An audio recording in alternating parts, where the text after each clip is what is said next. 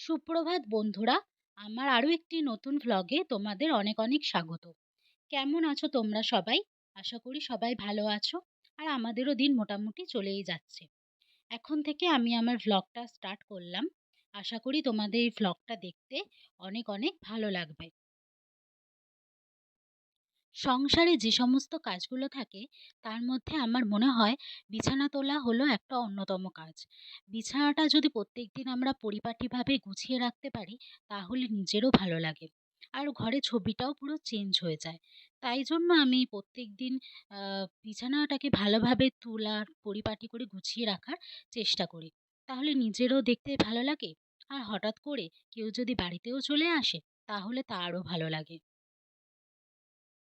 আর বিছানা তোলার সাথে সাথে আমি ঘরের আরও যে সমস্ত জিনিসগুলো আছে সেগুলো মোটামুটি ক্লিন করার চেষ্টা করি প্রত্যেকদিন।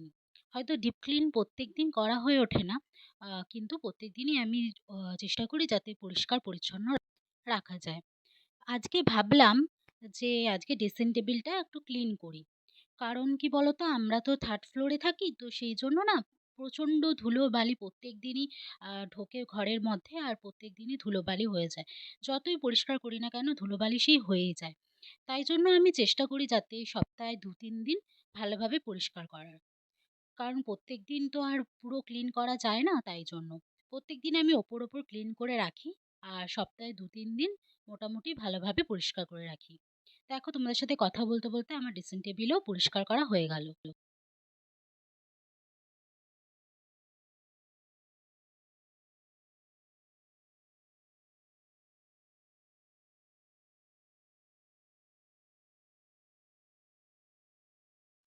তোমাদের ওখানে কেমন গরম পড়েছে? আমাদের এখানে তো প্রায় 40 ডিগ্রি তাপমাত্রা। ১২টার পর থেকে যেন আরো গরম পড়তে শুরু করে। তাই জন্য যত তাড়াতাড়ি পারি কাজগুলো করে নিতে চেষ্টা করি। দেখো, এখন তোমাদের সাথে কথা বলতে আমার ঘর ঝাড়টাও হয়ে গেল। এখন ঘর মুছবো, হয়ে যাবে। এখন চালটা ধুয়ে নিচ্ছি, এখন ভাত বসিয়ে নেব। শুধু আমার জন্যই বসাবো, কারণ ও তো কাজে চলে গেছে।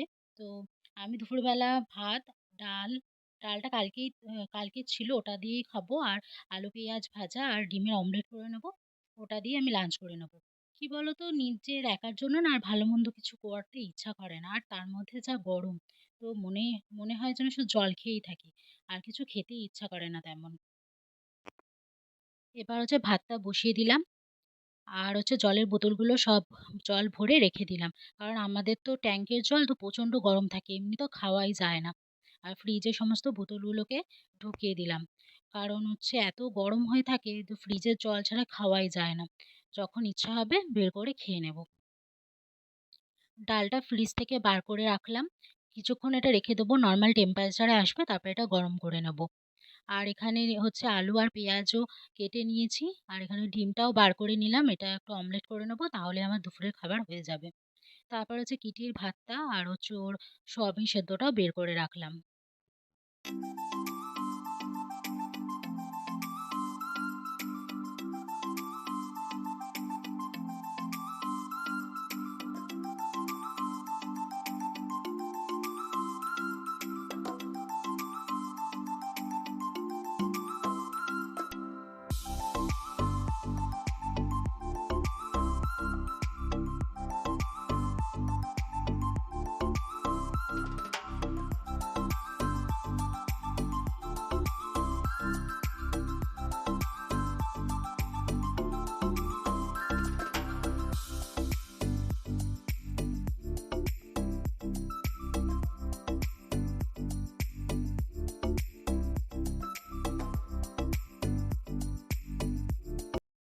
রান্না আমার হয়ে গেছে।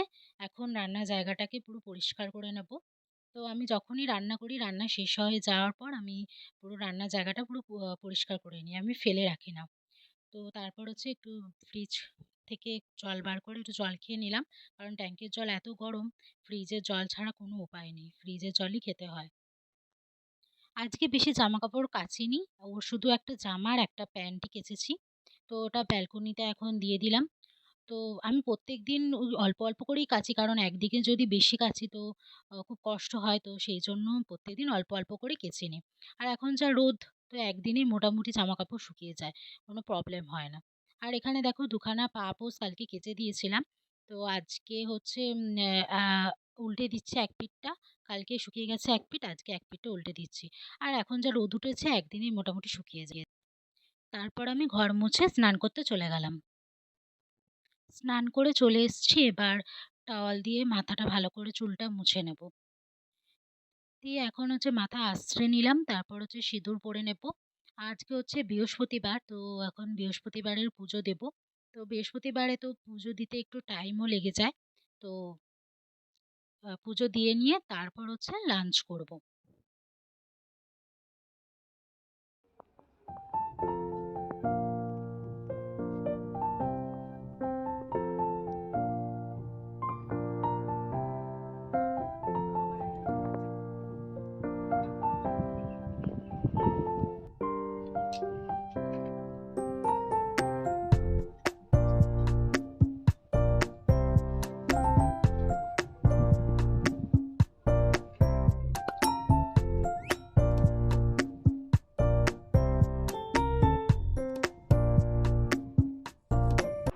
তো চলো, আমার পুজো আমি দিয়ে দিলাম, বৃহস্পতিবারের পুজো।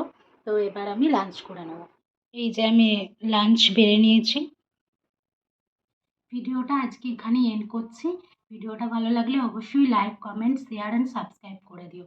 আর দেখা হচ্ছে পরের ভিডিওতে।